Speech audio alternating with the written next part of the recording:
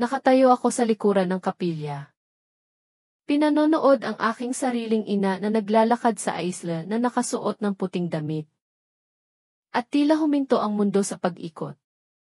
Ang aking ina. Ang aking asawa. Araw ng kasal nila. Iniisip mo ba na alam mo ang ibig sabihin ng pagtataksil? Iniisip mo bang naiintindihan mo kung ano ang pakiramdam na parang hinugot ang iyong puso mula sa iyong dibdib habang ito ay tumitibok pa? Hayaan mong sabihin ko sa iyo, wala kang alam. Hanggang sa mapanood mo ang dalawang taong pinagkatiwalaan mo ng husto sa mundo na wasakin ka. At pagkatapos ay anyayahan kang saksihan ang kanilang tagumpay. Ito ang kwento kung paano ako namatay. Nang hindi man lang sumasayad ang aking katawan sa lupa. Kung paano ako nagbalik mula sa kamatayang iyon. At kung paano ko sinigurado na pagbabayaran nila ang bawat kasinungalingan. Bawat sikretong halik. Bawat bulong na pangako na ginawa nila habang nagpaplano na kunin ang lahat mula sa akin. Ang pangalan ko ay Zara Manalo. At ito ang katotohanan tungkol sa kung ano ang nangyayari kapag ang pag-ibig ay nagiging lason. 3 buwan bago ang kasalang iyon. Nabubuhay pa ako sa gitna ng matinding kamangmangan. Alam mo ang sabi nila, ang kamangmangan ay kaligayahan. Tama sila. Dahil sa sandaling pumasok ang kamalayan sa sandaling nagsimula kang makita ang mga bitak sa iyong perpektong buhay wala nang balikan. Nagsimula ito sa maliliit na bagay. Napakaliit. Na sinabi ko sa sarili ko na guni-guni ko lang ang lahat. Si Kiko ay tumigil sa pagdikit sa akin. Hindi ito nangyari ng magdamag. Hindi siya nagising isang umaga at nagpa siya na tratuhin ako na parang estranghero. Unti-unti ito. Banayadang uri ng bagay na nagpapatanong sa iyo sa iyong sariling pag-iisip.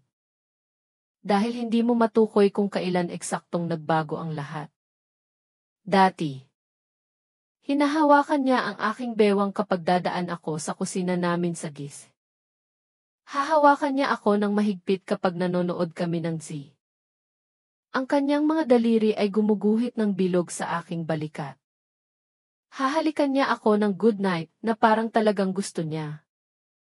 Na parang ako lang ang babaeng mahalaga sa mundo. Ngunit pagkatapos, tumigil ang mga hawak. Ang mga halik ay naging mabilis. Obligadong tukawalang laman. Ang kanyang mga mata ay dumulas lang sa akin sa halip na tumitig. At kapag sinubukan kong magsimula ng intimacy, gumawa siya ng mga dahilan, pagod ako. Zara, may maaga akong pitch meeting bukas. Huwag muna ngayong gabi. Sinabi ko sa sarili ko na stress lang. Ang kanyang architectural firm ay kumukuha ng mas malalaking proyekto. Madalas siyang nagtatrabaho hanggang gabi. Umuuwi siyang pagod, normal lang iyon. Hindi ba? Iyan ang patuloy kong inuulit sa sarili ko. Ngunit pagkatapos ay dumating ang telepono. Diyos ko! Ang teleponong iyon ay naging pangatlong tao sa aming kasal. Nakaupo siya sa harap ko habang naghahapunan. At magvi-vibrate ang telepono. Ang buo niyang mukha ay sisiklab sa ngiti-iyong ngiti na hindi ko nakita sa loob ng ilang buwan ay kumalat sa kanyang mukha. Mabilis niyang kukunin ang telepono. Magta-type. At ganap na makakalimutan na ako ay naroroon. Sino iyan? Tanong ko isang gabi. Sinisikap na maging kaswal. Kliyente lang. Sabi niya nang hindi tumitingin. Mukhang nakakatuwang kliyente. Nakangiti ka. Ese. Bumaling ang kanyang mga mata sa akin. At may malamig na dumaan sa mga iyon. Hindi na ba ako pwedeng ngumiti? Zara. Nagiging paranoid ka na. Paranoid? Pinaparamdam niya sa akin na baliw ako. Na ako ang problema dahil napansin kong tumigil na ako sa pagiging mahalaga sa asawa ko. Sinimulan ko siyang bantayan pagkatapos noon. Ang paraan ng pagdala niya ng telepono saan man pati sa banyo. Kung paano niya iniiwas ang screen upang hindi ko makita kung sino ang tinitext niya. Ang paraan ng pagpapalit niya ng passcode. Alam ko. Dahil sinubukan kong gamitin ang telepono niya minsan nang ma-low battery ang akin. At ang lumang code ay hindi na gumana. Pinalitan mo ba ang password? Tanong ko. Para sa security. May katrabaho akong nahack. Paliwanag niya. Isang makatwirang paliwanag. Ngunit umikot pa rin ang tiyan ko. Pagkatapos, mas madalas nang magpakita ang aking ina. Si Aling Aurora Manalo. Ang aking 52 taong gulang na ina. Maganda at matalas. Na nakakapagpaikot pa rin ng mga ulo kapag pumasok siya sa isang silid. Palagi na siyang kaakit-akit. Ngunit siya ang aking ina. Alam mo, hindi ko na inisip pa iyon. Nagsimula siyang bumisita sa bahay ng 2 o 3 beses sa isang linggo. Palaging may dahilan, dumaan lang ako sa lugar. Dinalhan kita ng paborito mong halo-halo. Gusto ko lang tingnan ang aking baby girl. Sa simula, nagustuhan ko ang kanyang pagbisita. Ang aking ama ay namatay 4 na taon na ang nakakaraan. At alam kong nalulungkot siya sa malaking bahay nila sa Baguio. Masaya akong makita siya. Masaya na samahan siya. Umupo kami sa sala. Nagkakape. Nag-uusap tungkol sa lahat at wala. Ngunit pagkatapos ay nagsimula akong mapansin ang mga bagay. Ang paraan ng mas malakas na pagtawa niya kapag pumasok si Kiko sa silid. Kung paano niya hinahawakan ang kanyang buhok. Iniayos ang kanyang damit. Ang paraan ng pagsunod ng kanyang mga mata kay Kiko sa paligid ng silid. At ang paraan ng paghinto ni Kiko kapag binabati siya. Ang kanyang kamay ay nasa balikat nito ng labis pang isang saglit. Nandito na naman ang nanay mo. Sabi ni Kiko isang hapon. Ngunit walang inis sa kanyang boses. Kung tutuusin, mukhang masaya pa siya. Problema ba? Tanong ko. Hindi. Hindi. Sabi niya. Gustong-gusto ko si Aurora. Napakabuting kasama. May isang bagay sa paraan ng pagbigkas niya sa unang pangalan nito na nagpalamig sa akin. Sinimulan kong sabihin sa aking ina ang tungkol sa mga pagbabago ni Kiko kung gaano siya naging malayo. Kung gaano siya naging malamig. Kailangan ko ng kausap. Siya ang aking ina. Sino pa ang maaasahan ko? Oh. Anak. Sabi niya. Hinahaplos ang aking kamay. Dumadaan sa ganoon ang mga lalaki. Ganoon din ang tatay mo noon. Bigyan mo siya ng espasyo. Maging matyaga ka. Babalik din siya sa iyo. Naniwala ako sa kanya. Talagang umupo ako doon at naniwala sa kanya. Habang tinitingnan niya ako sa mata at sinabi sa akin na maging matyaga sa lalaking kinakasama niya. Ang pagiging malapit nila ay nagsimulang maging mas halata. Mayroon silang mga inside joke na hindi ako bahagi. Nagpapalitan sila ng tingin sa buong silid na tumatagal ng 1 segundo pa. Minsan, pumasok ako sa kusina at nakita silang nakatayo ng magkalapit. At tumalon sila palayo na parang nahuli ko silang gumagawa ng masama. Anong nangyayari? Tanong ko. Wala. Mabilis na sabi ng aking ina. Sinasabi ko lang kay Kiko ang tungkol sa masarap na cave sa Baguio. Dapat kayong pumunta. Dapat tayong lahat na pumunta. Sabi ko. Pinanonood ang kanilang mga mukha. Oh, ayoko namang makagambala sa date night ninyo. Sabi ni Aurora. Ngunit may kumislap sa kanyang mga mata pagkadismaya. Pagkainis. Tinanggal ko ang masasamang kaisipan na sumasagi sa aking isip. Ito ang aking ina, ang babaeng nanganak sa akin. Nagpalaki sa akin. Yumakap sa akin kapag umiiyak ako. Hindi niya magagawa iyon. Ngunit ang mga alarma ay tumutunog na ng malakas ngayon. Hindi ko na ito pwedeng baliwalain. Isang Miyerkules ng hapon. Umuwi ako ng maaga mula sa trabaho ko sa publishing house. Pinauwi ako ng aking amo dahil inaatake ako ng migraine buong araw. Pumasok ako sa garahe ng 2:04 na oras ng mas maaga kaysa karaniwan. Nang hinahanap ko ang aking mga susi, narinig ko ang sasakyan ni Kiko. Nagulat ako. Hindi siya dapat umuwi hanggang 7:00. Pumasok ang sasakyan sa garahe. At nagsimulang kumabog ang puso ko. Hindi dahil inakala kong mahuhuli ko siyang gumagawa ng masama. Ngunit ito ay ibang bagay, isang primal instinct na nagbabala sa akin na ang mangyayari ay magpapabago sa lahat.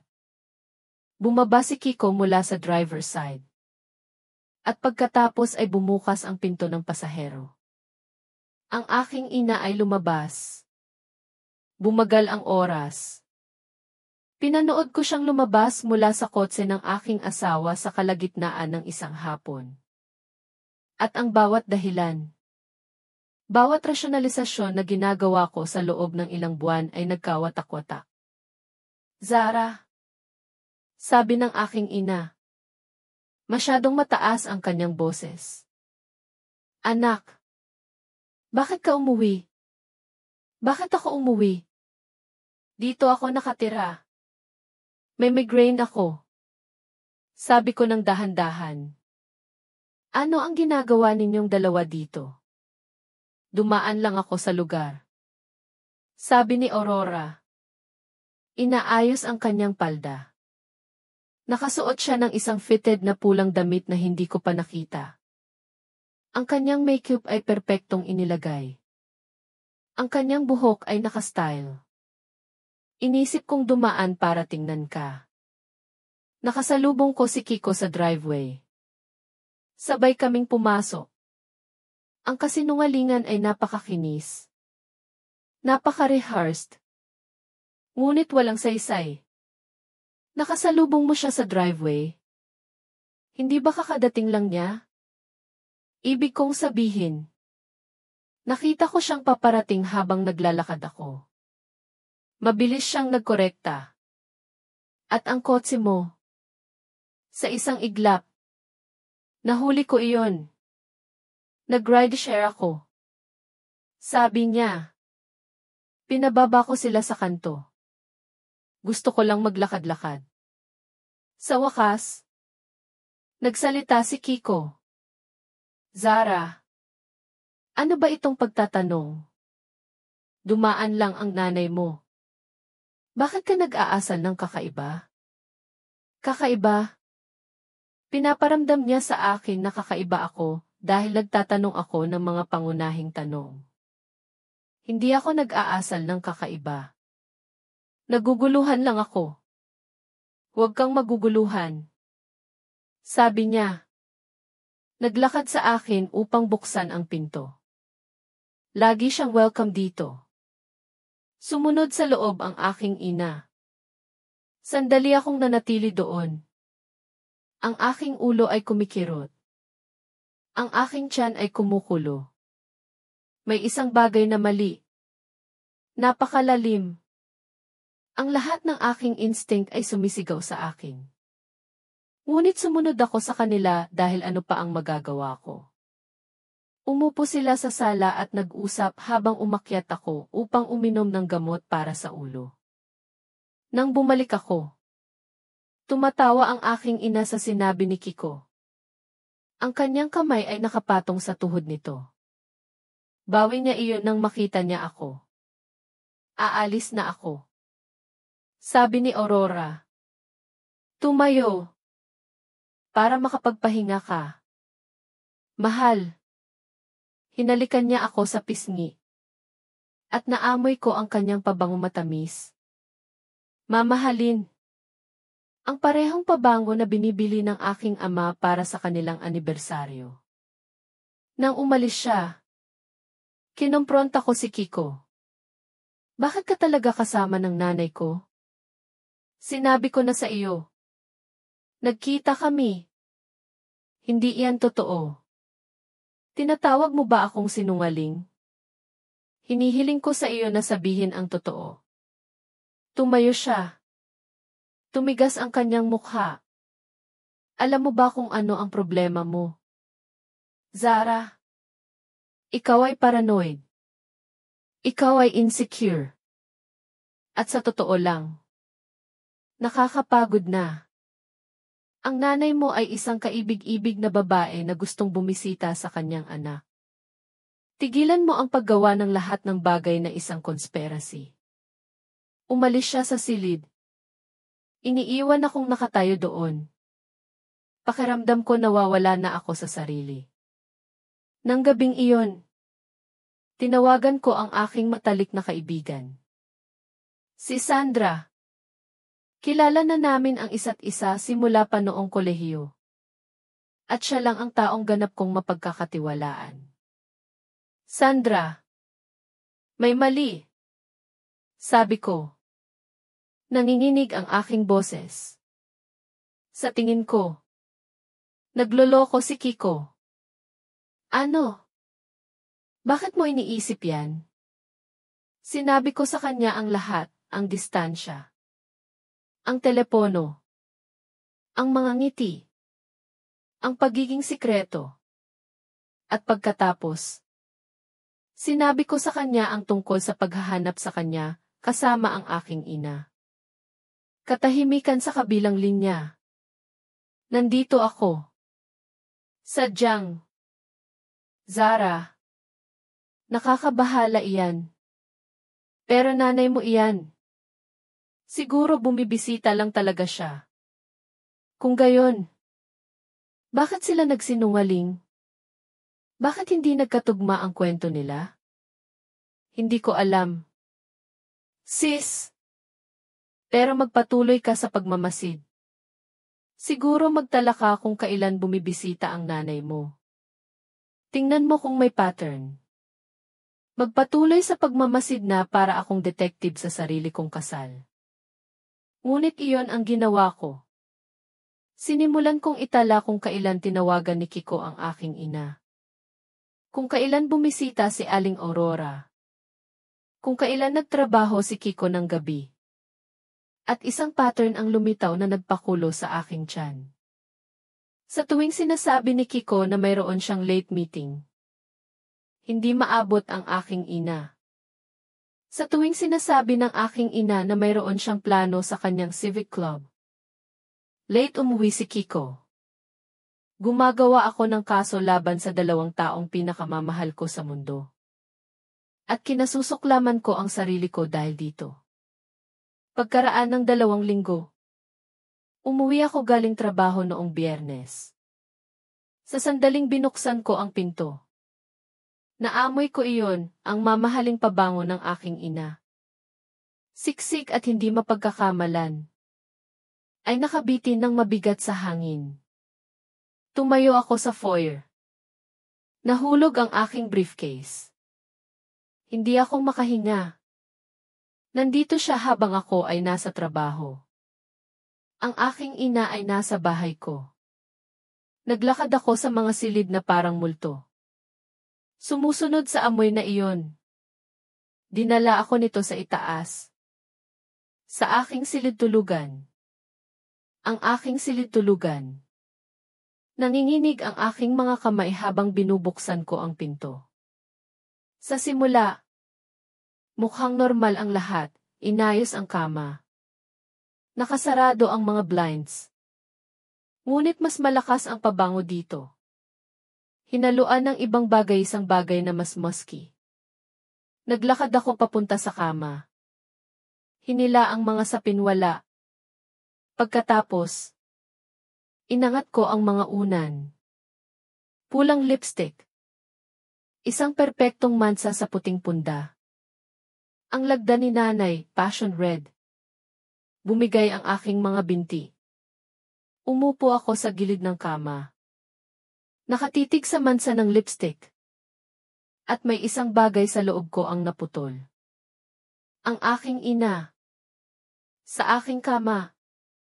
Kasama ang aking asawa. Hindi ko alam kung gaano ako katagal na upo doon. Siguro ilang minuto. Siguro ilang oras. Wala nang saysay ang oras. Nang umuwi si Kiko ng gabing iyon, nakaupo pa rin ako doon. Hawak ang punda. Anong ginagawa mo? Tanong niya mula sa pinto. Tumingala ako sa kanya. Tiningnan ko talaga ang lalaking ito na pinakasalan ko 6 na taon na ang nakakaraan. Ang lalaking ito na nakasama ko sa pagbuo ng buhay. Ang lalaking ito na sumisira sa akin ng paunti-unti. Kaninong lipstick ito?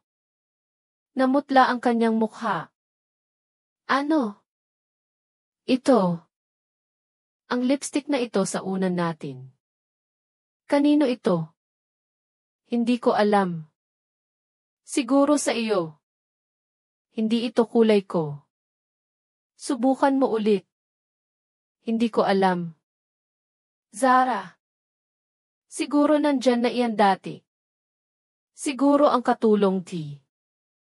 Ang katulong natin ay hindi nagme-makeup. Subukan mo ulit. Tinitigan niya ako. At pinanood ko siyang magkalkula.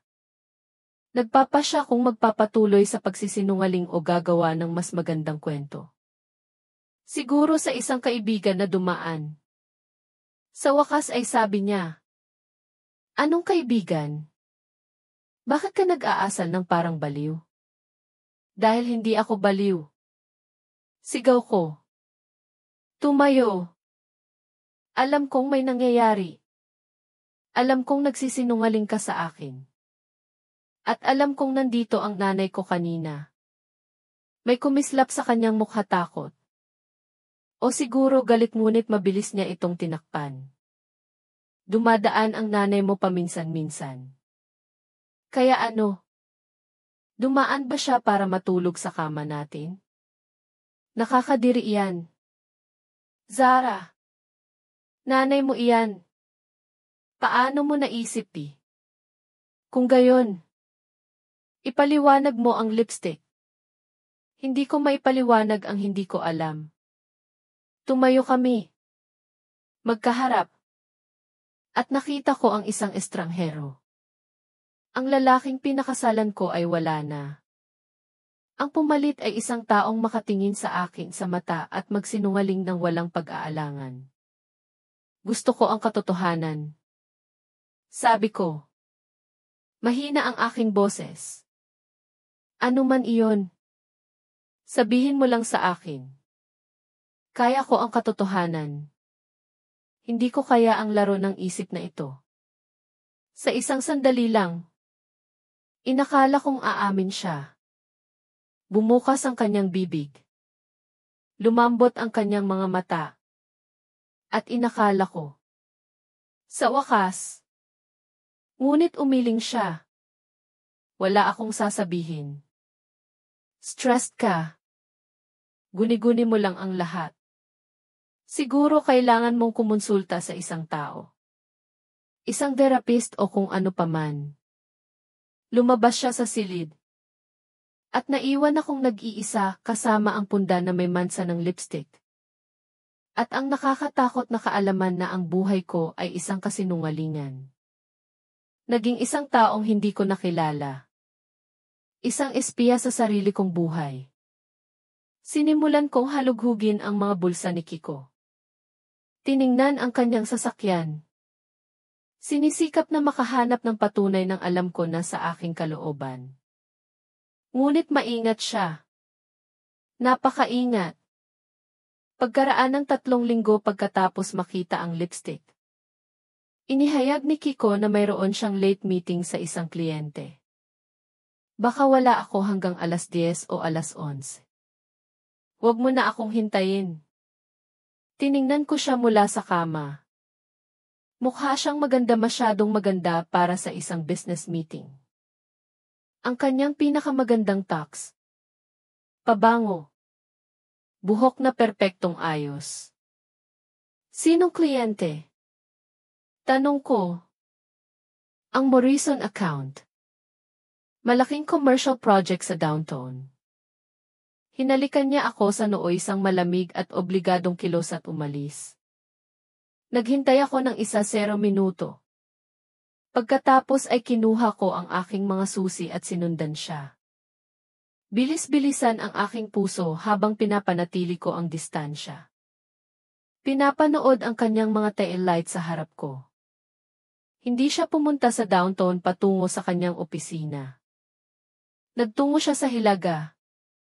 Patungo sa eksklusibong bahagi ng Tagaytay, isang lugar na may mamahaling resort hotel. Pumasok siya sa parking garage ng Grand Vista Hotel. Nagpark ako sa tapat ng kalye. Mahigpit na hinahawakan ang manibela. Pinanood ko siyang bumaba. Inayos ang kanyang jacket. At tumayo doon. Naghihintay. Pagkaraan ng 5 minuto. May isa pang sasakyan ang pumasok, isang pilak na Mercedes.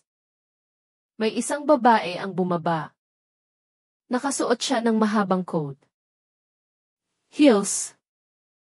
At ang kanyang buhok ay nakataas. Hindi ko makita ang kanyang mukha mula sa distansyang iyon. Ngunit nakita ko ang sumunod na nangyari. Naglakad siya diretso kay Kiko. Umiti siya, iyong ngiti na naaalala ko noong nagde-date pa kami. Puno ng init at pagnanasa. At pagkatapos ay hinalikan siya ng babae, hindi isang palakaibigang tuka. Ngunit isang tunay na halik. Ang kanyang mga kamay ay nasa bewang nito. Ang mga braso nito ay nakayakap sa kanyang leeg. Sa tingin ko, huminto ako sa paghinga. Naghiwalay sila. May sinabi. At naglakad papasok sa hotel ng magkasama. Ang kamay ni Kiko ay nasa likuran ng babae. Isang pamilyaridad na parabang nagawa na nila ito ng 100 beses bago. Umupo ako sa aking kotse. Nanginginig. Umaagos ang luha sa aking mukha. Ang isang bahagi ko ay gustong sumugod sa hotel na iyon. Hulihin sila. Sumigaw. Magalit. At gumawa ng eksena. Ngunit ang isa pang bahagi ko, ang bahagi na nagpaplano na nag-iisip ng maaga, ay alam na kailangan ko ng higit pa. Kailangan kong malaman kung sino siya. Kailangan kong maunawaan ang buong saklaw ng kanilang pagtataksil. Kaya, umuwi ako at umiyak hanggang sa wala na akong luha. Kinabukasan, umuwi si Kiko ng alas 6 ng umaga. Nagkunwari akong tulog. Naligo siya. Hinugasan ang ebidensya. At pagkatapos ay dumula sa tabi ko sa kama na parang walang nangyari. Kumusta ang meeting? Tanong ko. Nakapikit pa rin ang aking mga mata. Nakakapagod. Sabi niya. Pero nakuha namin ang kontrata. Kasinungalingan pagkatapos ng kasinungalingan. Ginugol ko ang susunod na linggo sa matinding sakit. Hindi ako makakain. Hindi ako makatulog. Hindi ako makapag-focus sa trabaho. Patuloy na tumatawag si Sandra. Ngunit hindi ko kayang sabihin sa kanya ang nakita ko. Ang pagsasabi nito ng malakas ay magpapakatotoo nito. Tumawag din ang aking ina. Zara, hindi ako nakabalita sa iyo. Ayos lang ba ang lahat? Ang kanyang boses ay matamis. Nag-aalala. Ina. Halos bumigay ako at umamin na sa tingin ko. Nagloloko si Kiko. Ngunit may pumigil sa akin isang instinct na bumulong, huwag kang magtiwala sa kanya. Ayos lang ako. Nay. Marami lang trabaho. Mabuti. CJ. Anak. Tawagan mo ako. Hindi ko siya tinawagan. Naghintay ako. Nagmasid ako. Naghanap ako ng pagkakataon. Dumating iyon 2 araw pagkaraan. Iniwan ni Kiko ang kanyang telepono sa lababo sa banyo habang naliligo siya. Nagawa na niya iyon dati. Ngunit laging nakalock. Laging may proteksyon. Sa pagkakataong ito, kinuha ko ito. At ang screen ay umiilaw. Hindi nakalock mula sa ginagawa niya kanina. Nanginginig ang aking mga kamay habang binubuksan ko ang kanyang mga mensahe. Nandyan ang karaniwang mga usapan, trabaho. Kasamahan. Kapatid. Kasama sa Givain. At pagkatapos, nakita ko ang isang contact na simple lang ang label, Lay. Ang letrang EU lang. Binuksan ko iyon. Ang nakita ko ay nagpaikot sa silid. Mga mensahe na umabot ng ilang buwan. Daan-daan sa mga ito. Hindi ko mapigilang isipin ang kanina. Pinaparamdam mo sa akin na buhay ako ulit. Kiko. Kiko, hindi ka kapanipaniwala. Hindi pa ako nakaramdam ng ganito. Paano si Zara? Kiko, hindi pa niya kailangang malaman. Kailangan nating maging matalino. Ayoko ng patago. Gusto kong makasama ka ng maayos. Kiko. Kiko, malapit na. Pangako. Kailangan lang nating ayusin ang lahat muna. Nag-scroll ako ng mas malayo.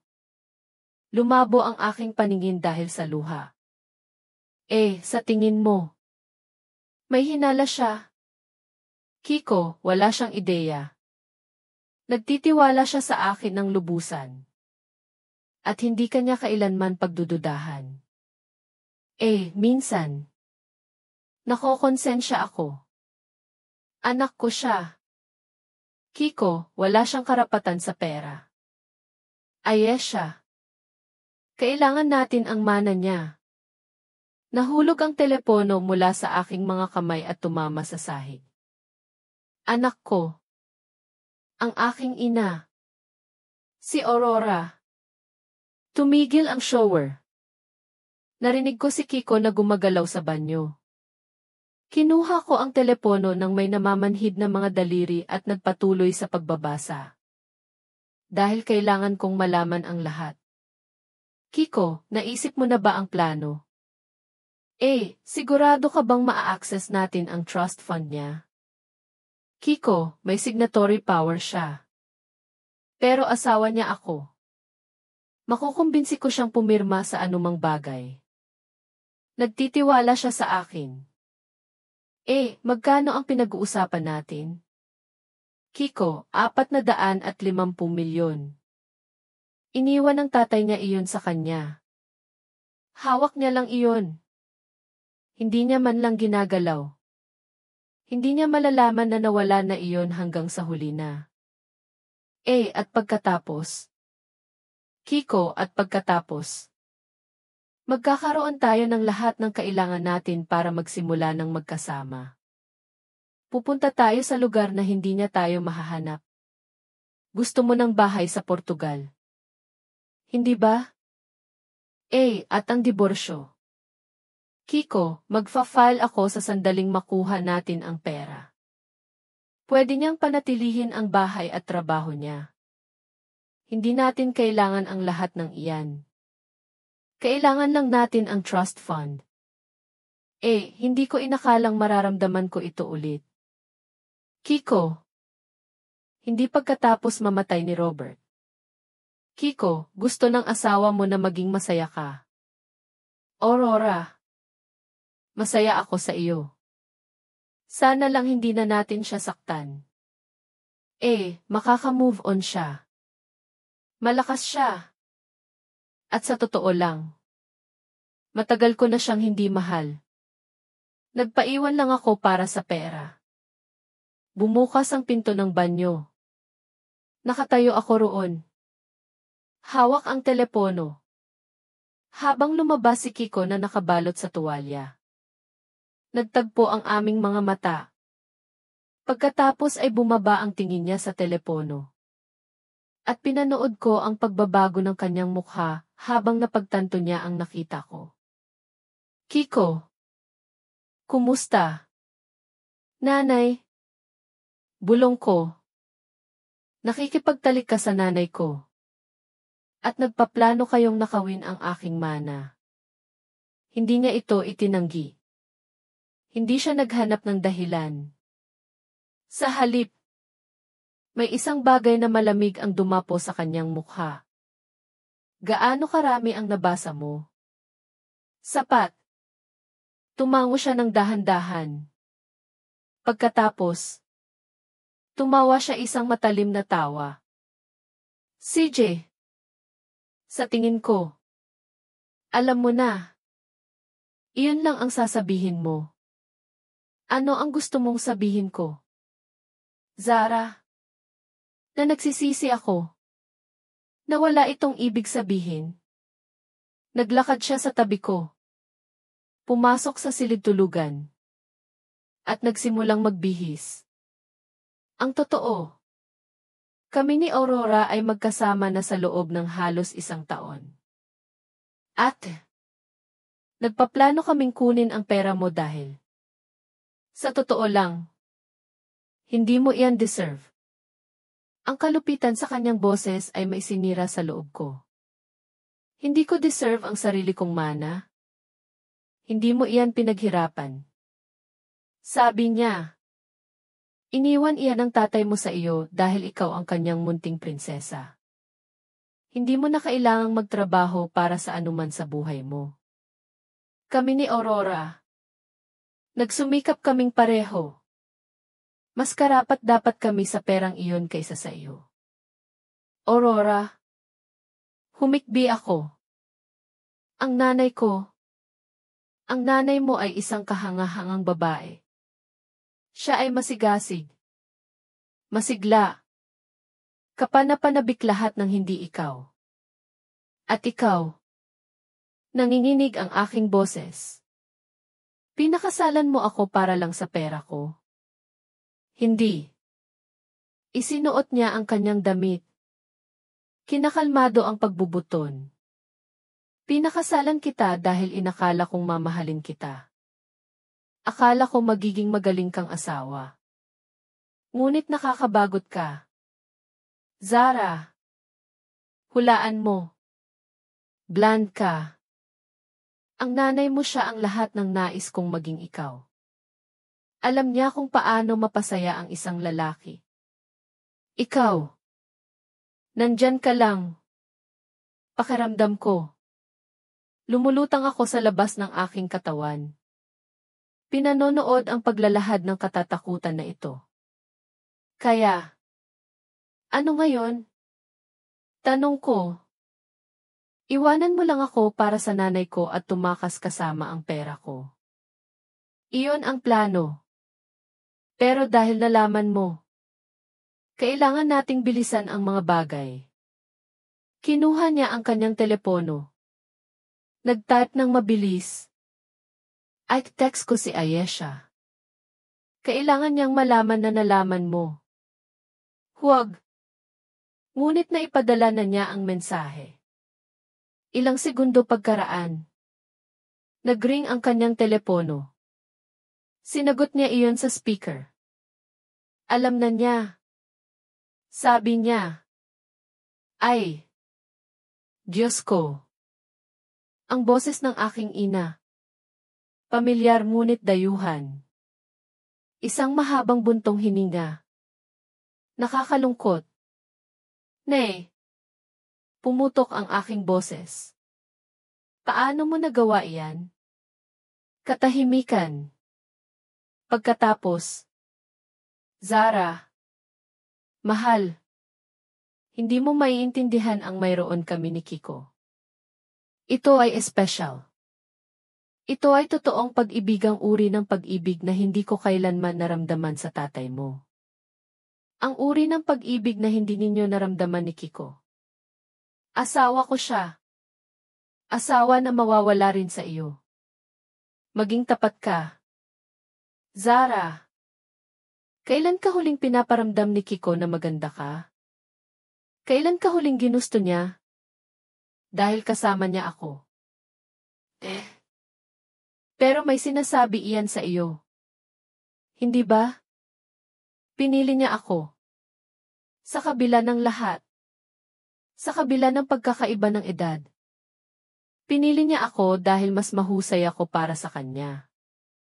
Makinig ka. Nagpatuloy si Aurora. Ang kanyang boses ay naging praktikal. Ito ang mangyayari. Magfa-file si Kiko para sa diborsyo. Pumirma ka sa mga papel ng walang laban. At ililipat mo ang trust fund mo sa joint account. Bakit ko gagawin yan? Dahil kung hindi, gagawin naming napakahirap ang buhay mo. May access si Kiko sa lahat ng financial records mo. Ang mga password mo. Maaari naming sirain ang credit mo. Ubusin ang personal mong mga account. Gawin kang unstable. Maaari ka naming sirain. Iyan ay extortion. Ito ay survival. May dalawa kang pagpipilian, makipagtulungan at umalis ng may dignidad. O labanan kami at mawala ang lahat. Plus, ang reputasyon mo. Pupunta ako sa pulisya. At ano ang sasabihin mo sa kanila? Na iniwan ka ng asawa mo. Hindi iyan krimen. Tungkol naman sa pera. Wala pa kaming kinukuha. Wala kang patunay ng intensyon na mananatili sa korte. Naisip nila ang lahat. Kaya, kukunin ninyo ang lahat mula sa akin. Ang asawa ko. Ang pera ko. Ang buhay ko. Oh. Mahal. Huwag kang maging dramatic. Bata ka pa. Makakabangon ka. Makakahanap ka ng ibang lalaki. Magtatayo ka ng ibang buhay. Ngunit kami ni Kiko. Karapat-dapat kami sa kaligayahan na ito. Nanay kita. Sabi ko. At ang aking boses ay parang isang nawawalang bata. Paano mo magagawa ito sa akin? Sa unang pagkakataon, narinig ko ang emosyon sa kanyang boses. Ngunit hindi iyon pagsisisi. Dahil sa wakas, pinipili ko ang gusto ko sa halip na ang inaasahan sa akin. Gumugol ako ng 30 taon sa isang walang pag-ibig na kasal sa tatay mo. Nagkukunwari na masaya. Naglalaro bilang perpektong asawa at ina. At pagkatapos, namatay siya at iniwan ang lahat sa iyo. Lahat. Parang isang afterthought lang ako. Alam mo ba kung ano ang naramdaman ko? Mahal ka ni tatay. Tiniis lang ako ng tatay mo. Pero ikaw, sinasamba ka niya. Ang kanyang mahal na Zara. At nang mamatay siya, sinigurado niyang inalagaan ka 450 milyon para sa kanyang anak. At alam mo kung ano ang iniwan niya sa akin. Ang bahay. At isang annuity. Iyon lang. Kaya. Sabi niya. Kinukuha ko kung ano sana ang bahagi ko. At kinukuha ko ang lalaking talagang gusto ako. Na nakikita ako. Na nagpaparamdam sa akin na buhay ako. At hindi ako magiging guilty tungkol dito. Ibinaba niya ang telepono. Tiningnan ko si Kiko. Na nakatingin sa akin ng may awa. Ipadala ko ang mga papel ng diborsyo. Sabi niya. At ang financial documents na kailangan mong pirmahan. Kung mas mabilis kang makikipagtulungan, mas mabilis matatapos ito. Hindi ako pipirmahan ng anuman. Nagkibit-balikat siya. Kung gayon, gagawin natin iyon sa mahirap na paraan. Sa anumang paraan. Zara, talo ka na. Tanggapin mo na. Kinuha niya ang kanyang briefcase at lumabas sa silid-tulugan. Narinig ko siyang bumaba. Narinig ko ang pagbukas at pagsara ng pinto. At pagkatapos, nag-iisa na ako sa bahay na hindi na parang bahay. Hindi ko na masyadong maalala ang mga sumunod na araw. Hindi ako pumasok sa trabaho. Tumigil ako sa pagsagot ng mga tawag. Tumigil ako sa pagkain. Humiga lang ako sa kama. Nakatitig sa kisame. Inuulit ang bawat sandali. Bawat senyales na hindi ko napansin. Gaano nakatagal nila pinaplano ito? May totoo ba sa kasal namin? Minahal ba ako ni Kiko? Kahit sa simula. Sa wakas, nagpakita si Sandra sa aking pinto. Gamit ang duplicate key na ibinigay ko sa kanya. Zara. Diyos ko. Zara. Nakita niya ako sa kama. Nakasuot pa rin ang parehong damit sa loob ng 3 araw. Madilim ang silid. Sarado ang mga kortina. Sis! Anong nangyari? Kausapin mo ako. Kaya, sinabi ko sa kanya ang lahat. At pinanood ko ang kanyang mukha na dumaan sa parehong pag-unlad ng emosyon na naranasan ko, hindi makapaniwala. Pagduduwal. Galit. Ang nanay mo. Ulit niya. Ang sarili mong nanay. Zara. Wala akong masabi. Gusto nila akong pumirma sa trust fund ko. Hindi mo iyan gagawin. Gigibain nila ako kung lalaban ako. Kung gayon, lalaban tayo ng mas matindi. Mahigpit ang panga ni Sandra. Hindi natin hahayaan na makatakas sila rito. Hindi ko alam kung paano lumaban. Alam mo, hinawakan niya ang aking mga balikat. Pinatingnan niya ako sa kanya. Ikaw si Zara Manalo. Matalino ka. Malakas ka. At hindi mo hahayaan na manalo ang mga halimaw na ito.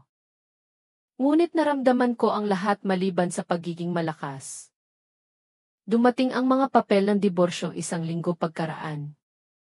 Kasama ang mga dokumento upang ilipat ang aking trust fund sa isang joint account sa pangalan ni Kiko at Aurora. Mayroon ding isang isang imbitasyon. Ginto at may emboss na letra sa kulay krema na cardstock. Hinihiling namin ang kasiyahan ng inyong kumpanya sa kasal ni Aurora Manalo at Kiko de Guzman. Ginamit nila ang pangalan na inampon ni Kiko nang magpakasal kami. Dahil sinabi niya na gusto niyang maging isang tunay na pamilya kami. Ang kasal ay naka-schedule sa loob ng 3 buwan. Hindi sila nag-aksaya ng oras. At sa ilalim ng imbitasyon. Sa sulat kamay ng aking ina, mahal. Malaking bagay sa akin kung naroon ka. Sa huli, ikaw ay palaging magiging anak ko. Ano man ang mangyari. Tinitigan ko ang imbitasyong iyon ng ilang oras. At may nagbago sa loob ko. Ang sakit. Ang kalungkutan. Ang pagkasira ng puso ang lahat ay nagsimulang maging isang bagay na iba, isang bagay na mas matigas. Mas malamig. Galit. 2 linggo pagkatapos. Ako ang kumuha ng telepono at tumawag kay Sandra. Kailangan ko ang tulong mo. Sabi ko. Kailangan kong kumuha ng private investigator. Isang abogado. Isang forensic accountant. At kailangan kong gawin iyan nang hindi nila nalalaman. Iyan ang anak ko. Narinig ko ang ngiti sa kanyang boses. Sisilaban natin ang mundo nila. Ang unang ginawa ko ay isecure ang aking pera. Nakipagkita ako sa aking financial advisor. Si Manong Mike. Isang lalaki na lubos na pinagkatiwalaan ng aking ama. Manong Mike. Kailangan kong gumawa ng ilang pagbabago sa aking mga account. Tiningnan niya ako sa ibabaw ng kanyang salamin. Anong uri ng pagbabago? Zara. Kailangan kong i-freeze ang aking trust fund. Maglagay ng karagdagang security measures. At gawin ito sa paraan na mukhang normal ang lahat. Hanggang sa huli na para sa sinuman na pigilan iyon. Tungkol ito sa asawa mo. Hindi na tanong. Kundi kumpirmasyon. Siya at ang nanay ko ay nagplano na diborsiyuhin ako at kunin ito. Ikinalulungkot ko. Zara. Huwag kang mag-alala. Tulungan mo lang akong siguraduhin na hindi siya makakakuha ng isang kusing mula sa aking mana. Ngumiti si Manong Mike. Magiging kaligayahan ko iyan. Sa sumunod na linggo, tahimik naming isinara ang bawat account. Gumawa si Manong Mike ng bagong shell corporations. Inilipat ang mga assets. Nag-set up ng trust sa loob ng trusts. Ang pera ay teknikal na akin pa rin. Ma-access pa rin sa akin. Ngunit na iyong kailangan ng isang grupo ng mga abogado ng ilang buwan para lang malaman kung nasaan ang lahat. Hayaan na lang i-access ito. Ang tatay mo ay matalinong tao. Sabi ni Manong Mike nang matapos kami. Inayos niya ang fund mo na may tiyak na probisyon para protektahan ka mula sa mga mapanlinlang na kasal. Ang ginawa ko lang ay buhayin ang mga safeguard na iyon. Kung susubukan ng asawa mo na kunin ang alinman sa mga ito sa diborsyo, tatama siya sa pader na hindi niya kayang akyatin. At ang mga papel na gusto niyang pirmahan ko ang mga transfer document. Pumirma ka kung gusto mo. Wala silang halaga. Ang mga account na tinutukoy nila ay hindi na umiiral. Pagdating ng panahon na napagtanto niya ang nangyari, ang window para kontrahin iyon ay nag-expire na. Naramdaman ko ang aking unang tunay na ngiti sa loob ng ilang linggo. Pagkatapos, kumuha ako ng private investigator si Darius Jones. Kailangan ko ang lahat. Sabi ko sa kanya. Mga litrato. Video. Financial records. Phone records. Emails. Kailangan kong malaman ang bawat lugar na pinagkikitaan nila. Bawat oras na magkasama sila. Bawat kasinungalingan na sinabi nila. Gusto mo silang pabagsakin sa diborsyo. Gusto ko silang pabagsakin ng permanente. Si Darius ay thorough. Nakakatakot na thorough. Sa loob ng 2 linggo, mayroon akong file na 4 pulgada ang kapal. Mga litrato ni Nakiko at Aurora sa mga restaurant. Hotel. Naglalakad sa parke na magkahawak kamay. Timestamps na nagpapakita na nagkikita sila ng higit sa 1 taon, minsan 3 o 4 na beses sa 1 linggo. Mga credit card record na nagpapakita na nagbabayad si Kiko para sa mga silid sa hotel. Hapunan. Regalo lahat sa aming joint credit card. Ang pera ko ang nagpupondo sa kanilang relasyon. Mga text messages na mas lantad pa sa nakita ko sa kanyang telepono. Mga plano. Schemes. Detalyadong talakayan tungkol sa kung paano ako manipulahin. Kung paano i-access ang aking mga account. Kung paano i-stage ang diborsyo para sa pinakamalaking financial advantage. At pagkatapos, may nakita si Darius na hindi ko inaasahan. Nakipagkita ang nanay mo sa isang lalaking nagngangalang Tyrone Wells. Sabi ni Darius. Inihagis ang isang litrato sa desk. Siya ay isang financial consultant. Hindi kagalang-galang. Ang uri na dalubhasa sa pagtatago ng pera mula sa GIS. Paglilipat ng asset sa ibang bansa. Bakit kailangan niya iyon? Dahil siya at ang asawa mo ay nagpaplano na maglaho. Nakabili na sila ng ari-arian sa Portugal sa ilalim ng Shell Corporation. Nagsiset up sila ng bagong buhay. At plano nilang umalis bago matapos ang diborsyo. Pwede natin silang pigilan. Pwede tayong gumawa ng mas mahusay kaysa doon. Sabi ni Darius. Maaari nating siguraduhin na kapag umalis sila, wala silang dadalhin. At maaari nating siguraduhin na alam ng lahat kung ano ang ginawa nila. Sabihin mo sa akin kung paano. Ngumiti si Darius. Una, hahayaan natin silang isipin na ang lahat ay ayon sa plano. Pinirmahan ko ang mga papel ng diborsyo. Pinirmahan ko iyon ng walang reklamo. Nang walang abogado. Eksakto sa hiningi ni Kiko. Mukha siyang nagulat nang ibigay ko iyon. Walang laban? Tanong niya. Para saan pa? Sabi ko. Pinaparamdam sa aking boses na talunan. Panalo kayo. Ang nanay ko. Gusto ko lang matapos ito. At ang trust fund transfer. Pipirmahan ko rin iyan.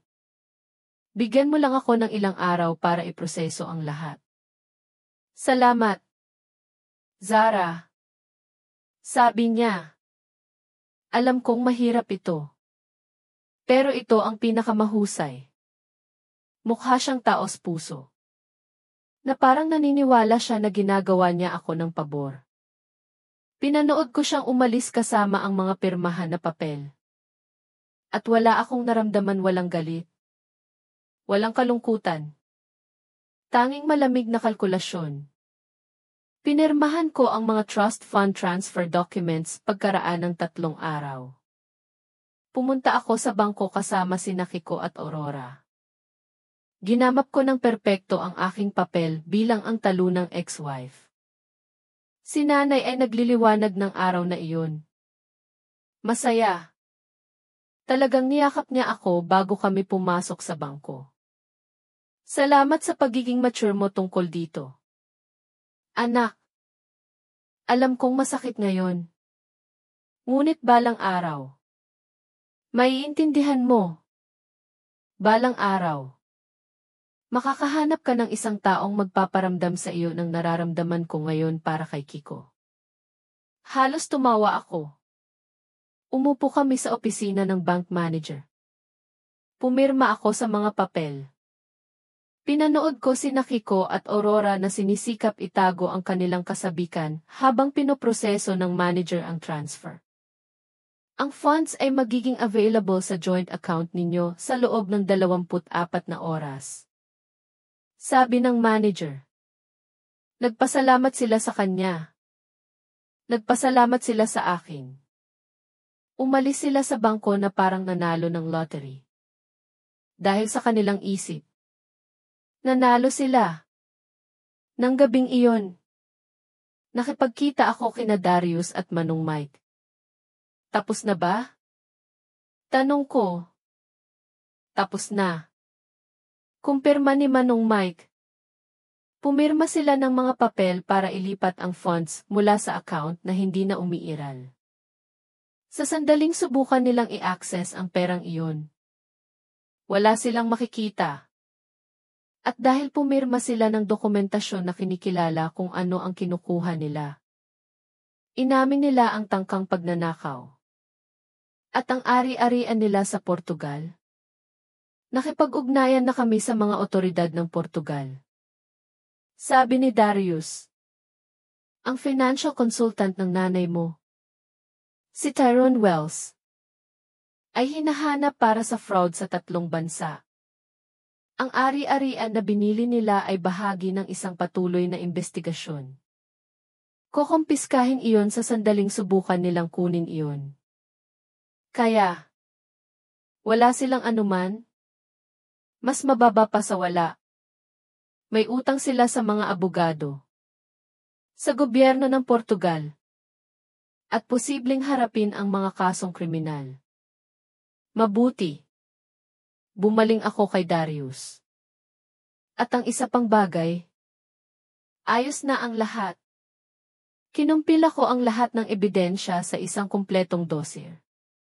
Bukas ng umaga, ihahatid iyon sa kanilang mga amo, sa kanilang mga pamilya, sa kanilang mga kaibigan. Malalaman ng lahat kung ano ang ginawa nila. Mawawala ang kanilang mga trabaho. Ang architectural firm ng asawa mo ay may morality clause. Ang relasyon sa isang kamag-anak ng kliyente, na teknikal na nanay mo nang bumibisita siya sa opisina niya, ay dahilan para sa agarang pagtatanggal. Ang civic club ng nanay mo ay makakatanggap ng napakadetalyadong packet tungkol sa kanyang mga aktibidad. Ayaw ng mga lugar na ito ang iskandalo. Dapat ay nakonsensya ako. Dapat ay nakaramdam ako ng anuman maliban sa kasiyahan. Ngunit wala. Ang imbitasyon ng kasal ay nasa aking fridge pa rin. Ang 3 buwan ay naging 2. Pagkatapos ay naging 1. At biglang wedding week na nila. Si Kiko ay ganap nang lumabas sa apartment na inupahan niya gamit ang perang inakala niyang ninakaw niya mula sa akin. Tumatawag si Aurora. Sinisikap na panatilihin ang ilang pagkakahawig ng relasyon ng ina at anak. Ngunit iniiwasan ko ang kanyang mga tawag. Zara. Sagutin mo naman. Gusto ko sa kasal ko. Gusto ko ang anak ko roon. Ang kanyang mga voice message ay nagpasama sa aking pakiramdam. Inakala ni Sandra na dapat kong laktawan iyon. Hindi mo kailangang saksihan ang kalokohang iyan. Panalo ka na. Hayaan mo na silang magkaroon ng pathetic na kasal. At pagkatapos ay panoorin mo na gumuho ang mundo nila. Ngunit kailangan kong naroon. Kailangan kong makita ang kanilang mga mukha. Kailangan kong makita nila ang akin. Pupunta ako. Sabi ko sa kanya. Gusto ko silang tingnan sa mata ng huling pagkakataon bago gumuho ang lahat. Ang kasal ay naka-schedule para sa Sabado ng hapon sa The Grand Estate, isang mamahaling venue sa labas ng Metro Manila. 200 bisita. Kumpletong seremonya. Resepsyon ng lahat. Hindi sila nagtipid. Bakit pa? Inakala nila na mayroon silang 450 milyon na panggastos. Bumili ako ng damit para sa okasyon, simple. Elegante. Itim. Damit pang libing. Dahil dumadalo ako sa isang kamatayan ng kung sino sila dati. Umuwi ako ng Sabado ng umaga. Kalmado. Nakakatakot na kalmado. Ginugol ko ang huling 3 buwan sa pagpaplano. Paghahanda. Paglalagay ng lahat ng piraso. Ngayon, babagsak ang mga pirasong iyon. Nagmaneho ako patungo sa estate ng mag-isa. Maaga akong dumating. Walang nagtanong sa aking presensya. Ako ang anak ng bride. Pagkatapos ng lahat, umupo ako sa huling hilera ng hardin kung saan gaganapin ang seremonya. Mga puting silya na inayos sa perpektong hanay. Isang arko na natatakpan ng mga rosa sa harap. At classical music na mahina sa mga speaker. Maganda sana. Kung hindi lang napakarumi. Nagsimulang dumating ang mga bisita. Nakilala ko ang ilan sa kanila, ang mga kaibigan ng nanay ko mula sa kanyang civic club. Ang mga kasamahan ni Kiko mula sa trabaho. Malalayong kamag-anak na walang ideya kung ano talaga ang nangyayari. Ang officiant ay kinuha ang kanyang lugar. Lumipat ang musika sa isang bagay na mas formal. At pagkatapos, lumitaw ang groom. Naglakad si Kiko sa aisle kasama ang kanyang best man. Mukha siyang gwapo sa kanyang tux. Masaya. Nasasabik. Nakita niya ako na nakaupo sa likod na hilera. At huminto ang kanyang mga hakbang sa isang sandali. Ngunit pagkatapos, ngumiti siya isang palalo. Matagumpay na ngiti. Inakala niya na nandyan ako para ipakita na ayos lang ako sa lahat. Na tinanggap ko ang aking kapalaran. Wala siyang ideya. Lumakas ang musika. Tumayo ang lahat. At ang aking ina ay lumitaw sa dulo ng isla. Si Aurora Manalo. Na nakasuot ng puting wedding gown hindi ivory. Hindi cream. Ngunit purong puti. Strapless. Fitted. Na may mahabang train. Ang kanyang buhok ay nakastyle sa eleganteng kulot. Ang diamond earrings ang huling regalo ng aking ama sa kanya ay kumikinang sa kanyang mga tainga. Mukha siyang maganda. Nagliliwanag. 20 taon na mas bata. Naglakad siya patungo sa altar. Patungo sa aking asawa. Pinanood ko siyang maglakad sa aisle. Ang kanyang mga mata ay nakakandado kay Kiko. Nang dumaan siya sa aking hilera, tumingin siya sa akin at mumiti. Hindi isang mainit na ngiti. Hindi isang mapaghingi ng tawad. Ito ay matagumpay. Sinabi nito, ako ang nanalo. Umiti ako pabalik. Dahil wala siyang ideya kung ano ang darating. Nagsimula ang seremonya. Nag-usap ang officiant tungkol sa pag-ibig. Tungkol sa pangalawang pagkakataon. Tungkol sa dalawang kaluluwa na nagkikita sa kabila ng lahat ng hadlang. Gusto kong tumawa o sumuka. Siguro pareho. Kung mayroon man sa sinuman ang anumang dahilan kung bakit hindi dapat pagsamahin ang dalawang ito sa banal na matrimonya. Magsalita ngayon. O manahimik magpakailanman. Ang tradisyonal na mga salita ay lumutang sa hangin. Naramdaman ko ang bawat mata sa lugar na bumaling sa akin sa isang segundo. Naghihintay na makita kung tututol ako. Wala akong sinabi. Nagpatuloy ang seremonya. Nagpalitan sila ng mga panata. Nagsuot sila ng mga singsing. Ngayon, ipinapahayag ko kayong mag-asawa. Maaari mo nang halikan ang bride. Hinalikan ni Kiko ang nanay ko. Matagal. Masigasig. Hindi nararapat para sa lugar. Ang ilan sa mas matatandang bisita ay mukhang hindi komportable. Nanood lang ako. Naghiwalay sila. Parehong nagliliwanag sa kaligayahan. Ipinakilala sila ng officiant sa madla. Mga ginoo at binibini. At Emrek. Di Guzman. Pumalakpak ang lahat. Naglakad sila pabalik sa aisle ng magkasama. Magkahawak kamay. Nakangiti sa kanilang mga bisita. Nang dumaan sila sa akin, inabot ng nanay ko ang kanyang kamay at pinisil ang akin. Salamat sa pagdating. Anak. Bulong niya. Malaking bagay iyan sa akin. Ang reception ay ginanap sa ballroom ng estate. Umagos ang champagne. Hinainan ng hapunan. Pinutol ang cake. Ang unang sayaw. Ang mga toast. Umupo ako sa isang mesa sa sulok na may isang baso ng alak. Pinanonood ang lahat. Nagbigay ng toast ang best man ni Kiko tungkol sa pag-ibig na nagtatagumpay sa lahat ng hadlang. Ang isa sa mga kaibigan ng nanay ko ay nag-usap tungkol sa kung gaano kalakas si Aurora upang sundin ang kanyang puso. Walang sinuman ang nagbanggit ng halata. Walang sinuman ang kumilala na ang groom ay kasal sa anak na babae ng bride 3 buwan lang ang nakalipas. At pagkatapos, tumayo ang nanay ko upang magbigay ng talumpati. Gusto kong pasalamatan ang lahat sa pagiging nandito ngayon. Sabi niya. Umaalingaw-ngaw ang kanyang boses sa silid. Alam kong unconventional ang sitwasyon. Ngunit kapag nakita mo ang totoong pag-ibig, hindi mo iyan pwedeng pakawalan dahil lang sa komplikado.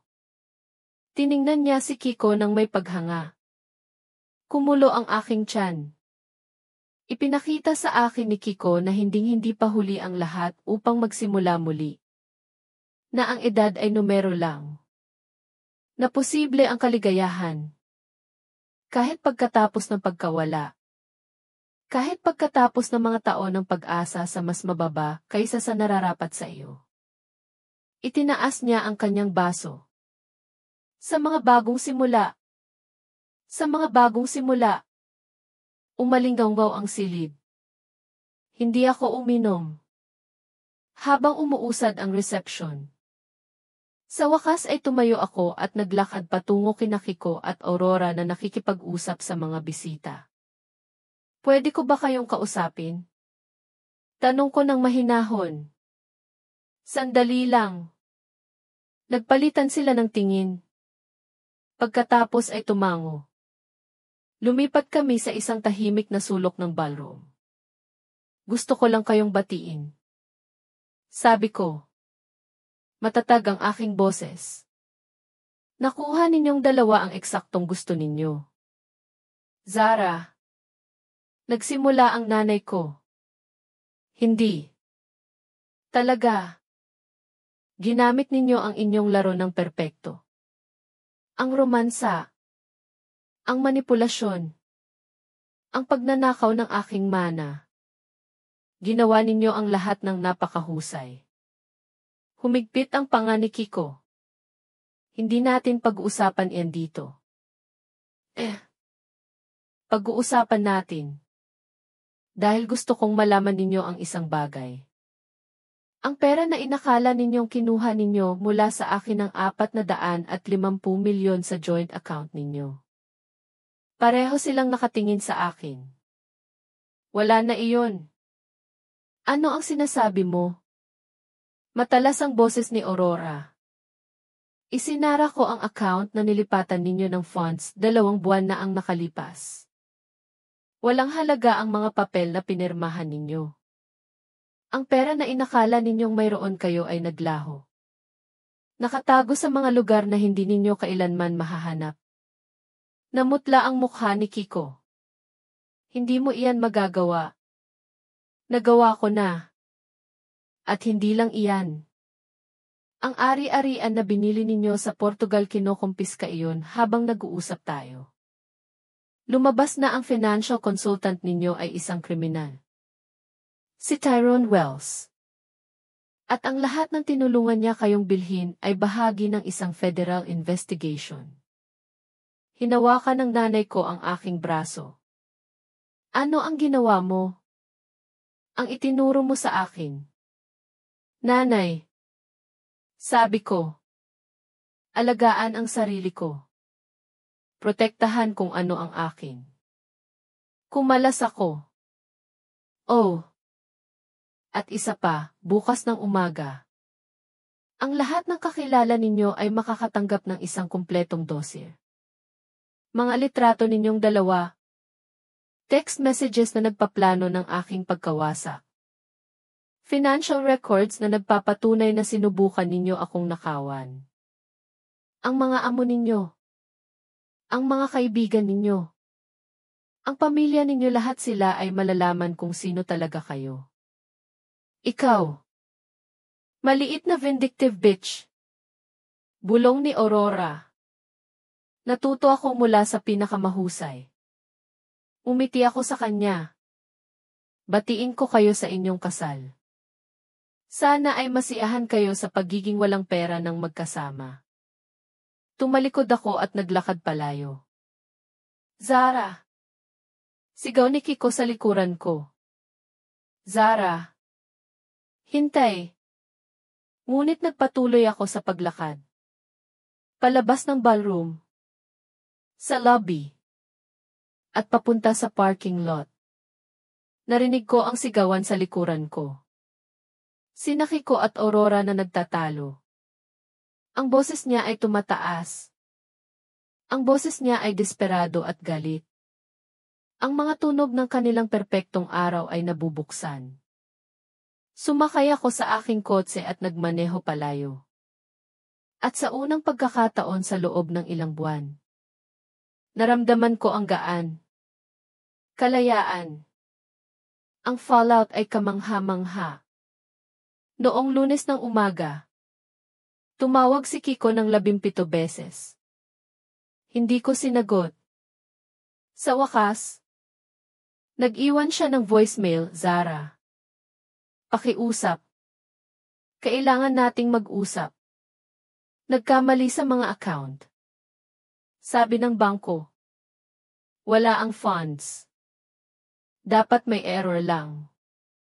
Tumawag ka. Pakiusap. Noong Martes, nagpakita si Aurora sa aking bahay. Pinanood ko siya sa bintana habang kumakatok siya sa pinto. Zara, buksan mo itong pinto. Kailangan nating pag-usapan ang hindi pagkakaunawaan na ito. Nanatili ako sa loob. Umalis din siya. Noong Miyerkules, nakatanggap ako ng notification na tinapos ng architectural firm ni Kiko ang kanyang kontrata. Ang opisyal na dahilan ay isang paglabag sa professional ethics. Ang hindi opisyal na dahilan ay ang dossier na ipinadala ni Darius sa kanila. Noong Huwebes, binawi ng Civic Club ni Aurora ang kanyang membership. Tila nagdaos ng emergency meeting ang board pagkatapos makatanggap ng ilang documents.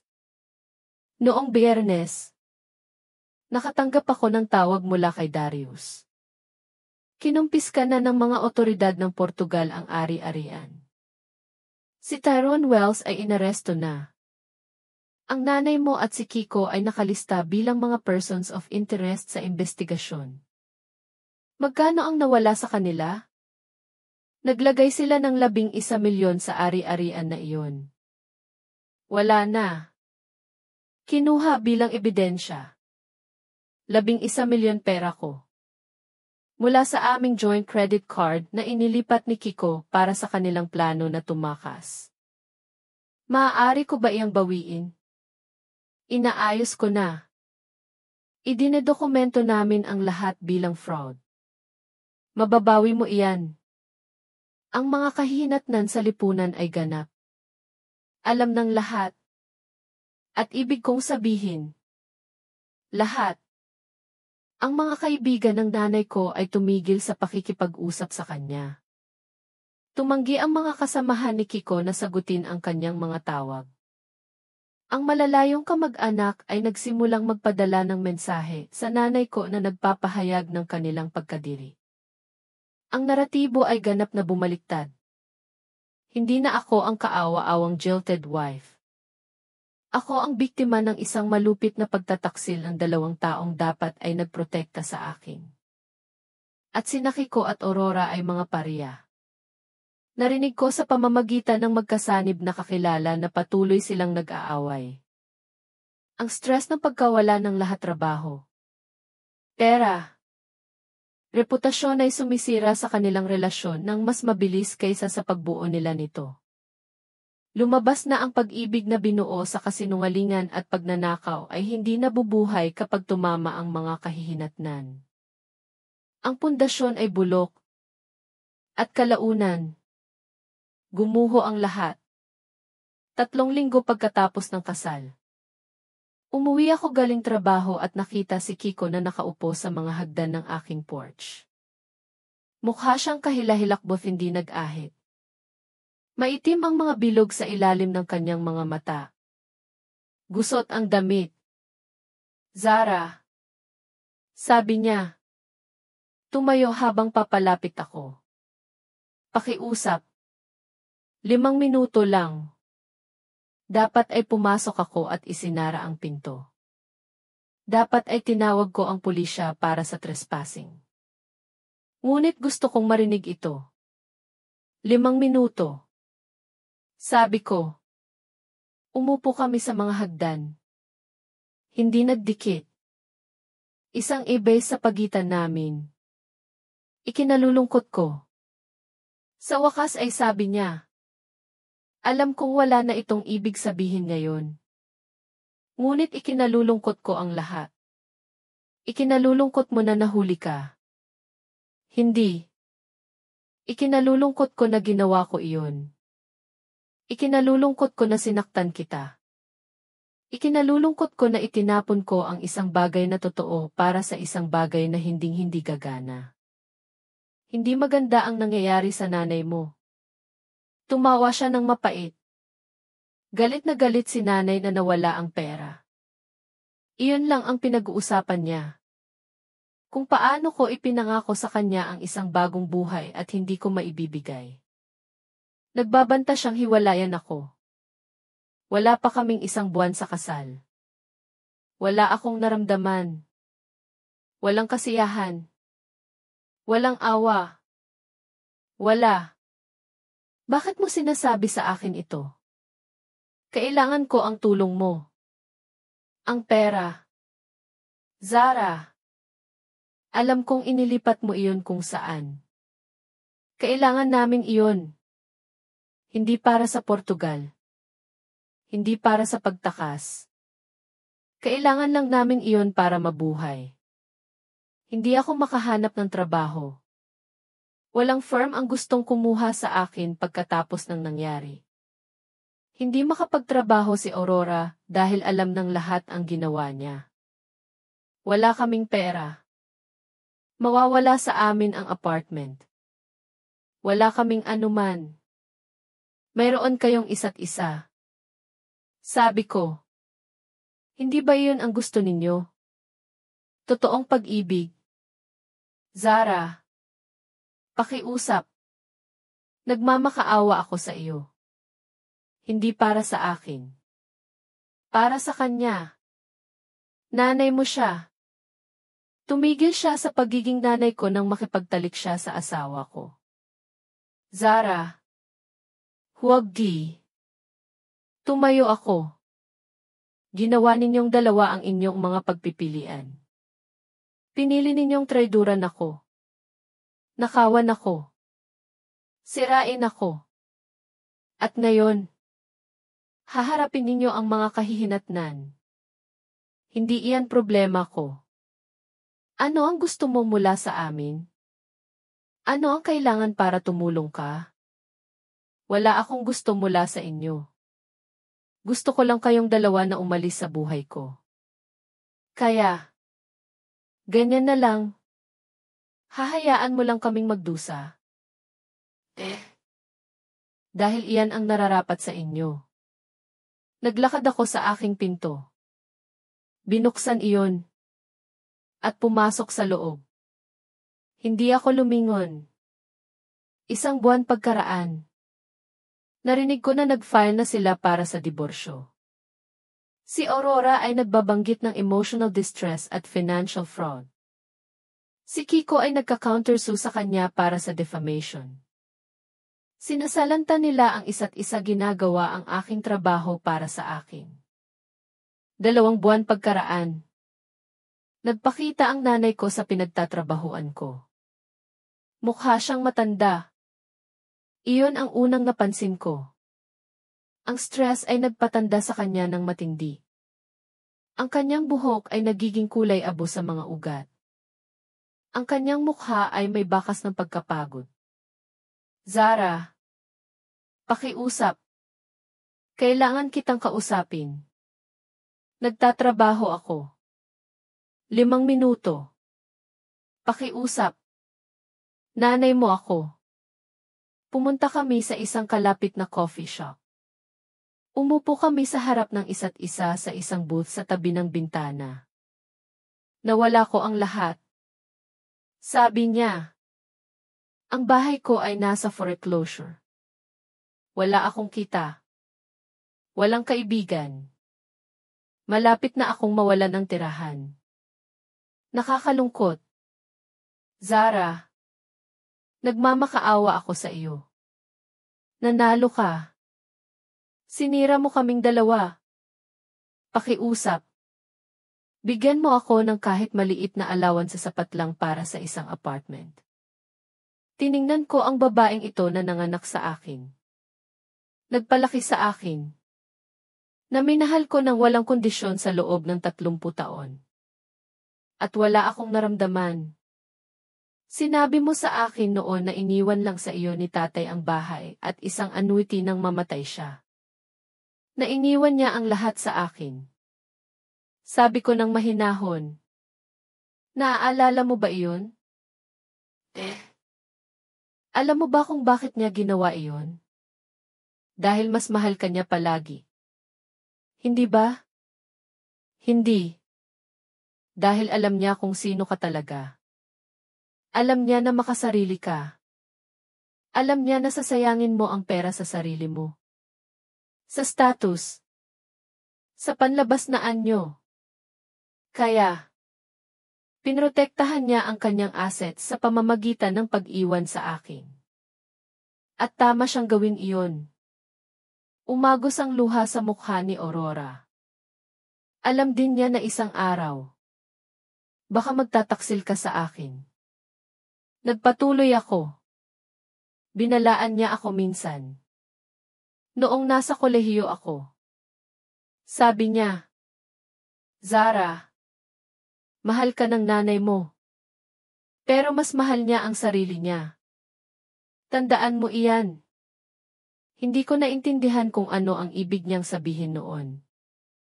Ngayon, naiintindihan ko na. Pakiusap. Huwag Ginawa mo ang iyong mga pagpipilian. Sinira mo ang sarili mong buhay. At hindi kita ililigtas mula sa sarili mo. Ano ang dapat kong gawin? Ang parehong bagay na sinabi mo sa akin na gawin noong ninanakaw mo ang buhay ko, bumangon ka. Maghanap ka ng trabaho. Gumawa ka ng bago. Bata ka pa. Hindi ba? Iyan ang sabi mo. Ang edad ay numero lang. Tumayo ako. Zara. Pakiusap. Nanay mo ako. Hindi. Sabi ko. Nakatingin sa kanya. Tumigil ka sa pagiging nanay ko ng araw na traiduran mo ako. Ngayon, ikaw ay si Aurora Manalo lang isang estranghero na gumawa ng masasamang desisyon. At wala akong utang sa mga estranghero. Lumabas ako sa coffee shop na iyon at hinding-hindi na lumingon. Isang taon pagkaraan. Nakaupo ako sa aking bagong opisina sa publishing house. Na-promote ako sa senior editor 6 na buwan na ang nakakaraan. Ang buhay ko ay puno. Mayaman. Kompleto.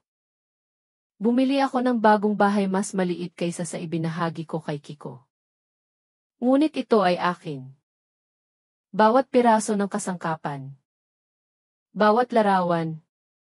Bawat mug sa kusina ay pinili ko. Para sa akin. Nakidate ako sa isang tao. Ang pangalan niya ay Leo. Siya ay mabait.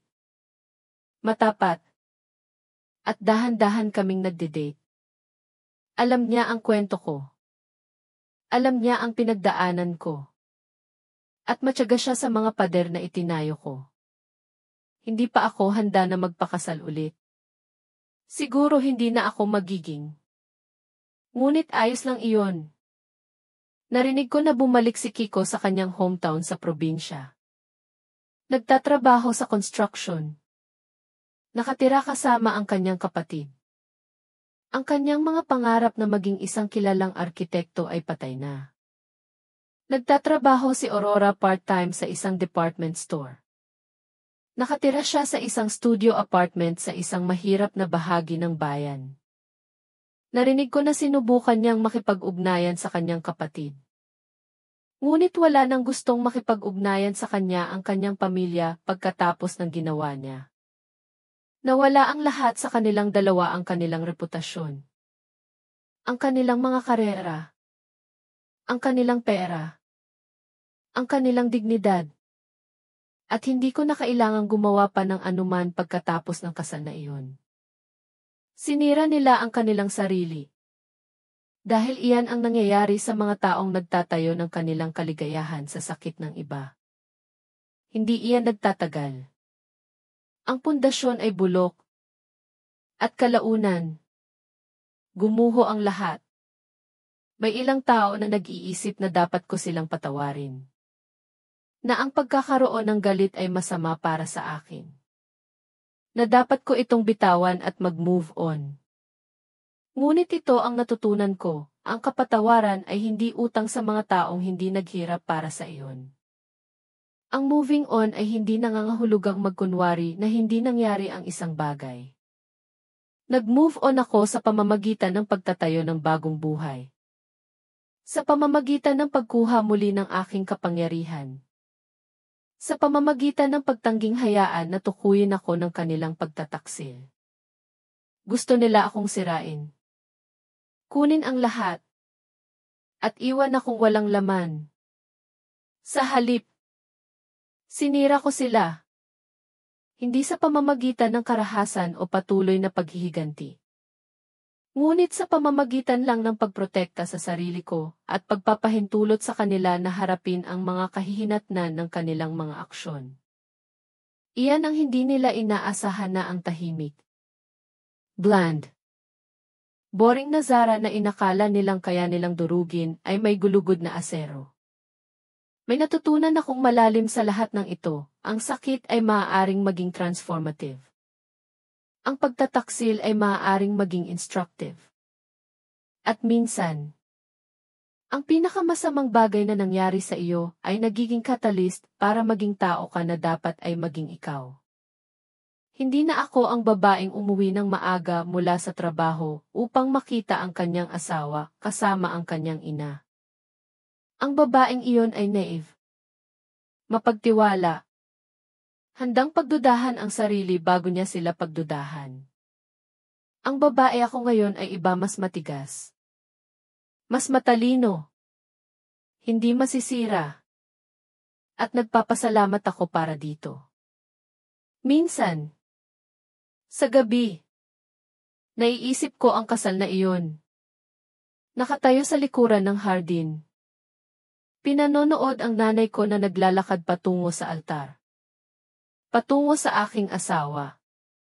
Sa sandaling iyon, maaari akong bumagsak. Maaari akong sumigaw at umiyak at gumawa ng eksena. Ngunit hindi ako gumawa. Dahil alam ko ang isang bagay na hindi nila alam, sa sandaling traidura nila ako. Talo na sila. Hindi lang nila alam iyon. At ang panonood sa kanila na malaman iyon. Ang panonood sa kanilang perpektong plano na gumuho. Ang panonood sa kanilang relasyon na sumabog sa ilalim ng bigat ng kanilang sariling katiwalian, yon ang pinakamatamis na paghihiganti sa lahat. Hindi dahil malupit ako.